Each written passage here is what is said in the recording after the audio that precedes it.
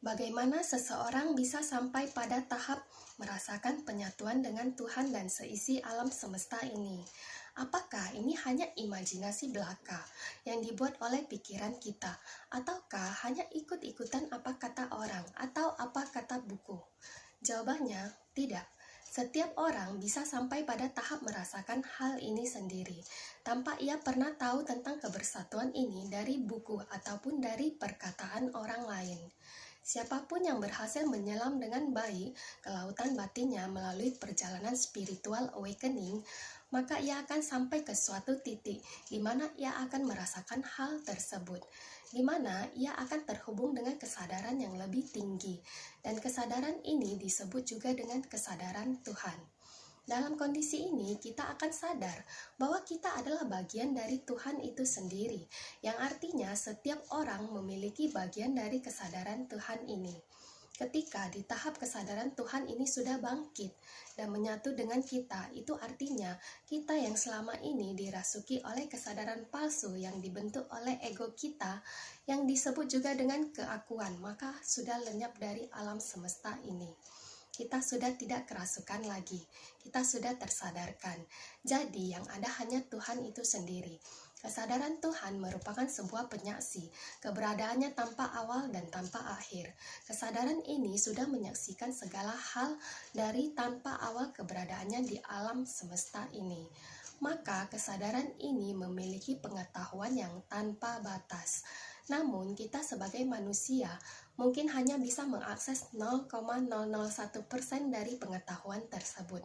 Kesadaran Tuhan ini memiliki kapasitas terlalu besar dan tanpa batas, sehingga kita tidak mampu menampung zatnya.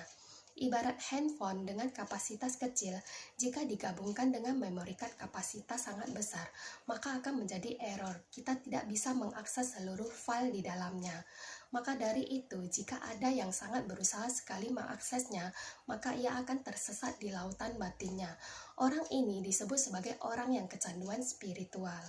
Ketika kita dalam perjalanan ke lautan batin tersebut, seharusnya kita berdiri di belakang sang guru sejati dan mengikuti arahannya, bukan mendahuluinya, agar kita tidak tersesat.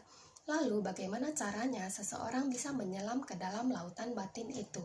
Pertama-tama mereka harus mengosongkan wadahnya terlebih dahulu, alias menghilangkan kesadaran palsu tersebut agar bisa masuk ke sana.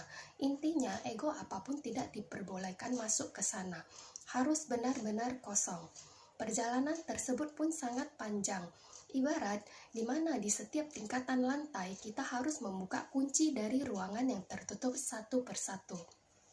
Semakin keakuan kita memudar dan menghilang, maka kunci yang kita dapatkan akan semakin banyak untuk mengakses ruangan yang berisi pemahaman tentang apa yang sudah diketahui oleh kesadaran Tuhan ini, di mana kita akan mengetahui rahasia alam semesta itu sendiri, tanpa dari buku dan tanpa dari perkataan orang lain. Kita akan menyaksikannya sendiri dan merasakannya sendiri.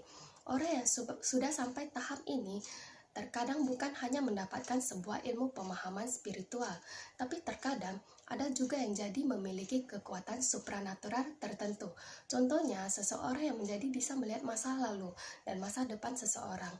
Seseorang juga menjadi bisa merasakan aura orang lain ataupun menyembuhkan orang lain. Ketika kita sudah sampai bisa merasakan penyatuan dengan Tuhan, sebenarnya perjalanan belum berakhir. Itu hanya tahap awal, karena merasakan dan mempraktekannya setiap saat adalah hal yang berbeda. Contohnya, kita mungkin merasakan mencintai orang tua kita. Namun, untuk mempraktekkan hal ini menjadi tindakan seumur hidup belum tentu bisa. Kalian mungkin sudah jengkel ketika dimarahi oleh mereka. Maka orang yang sudah sampai bisa merasakan dan mempraktekkan penyatuan ini setiap saat adalah orang yang sudah tercerahkan sempurna. Mereka adalah orang yang sudah terbebas dari penderitaan yang disebabkan oleh egonya sendiri. Ia sudah tidak bisa lagi membenci orang lain, tidak bisa lagi marah dengan orang lain, tidak bisa lagi iri dengan orang lain, dan tidak mengharapkan apa-apa lagi untuk dirinya sendiri.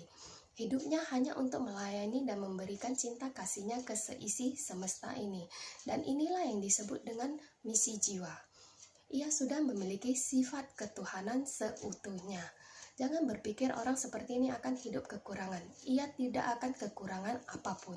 Semua yang dibutuhkannya akan tersedia oleh semesta ini. Ia akan dirawat dengan baik oleh semesta. Biasanya orang yang sudah sampai tahap ini, cakra di tubuhnya juga sudah aktif semuanya. Walaupun kita belum sampai tahap ini, namun jika kita bisa masuk ke beberapa tingkatan batin di dalam diri kita, itu pun sudah sangat bagus. Minimal energi kita akan lebih seimbang dengan semesta ini, dan kita akan lebih dijauhkan dari masalah kehidupan. Jadi, sudah siapkah kalian menyelam ke dalam lautan batin kalian?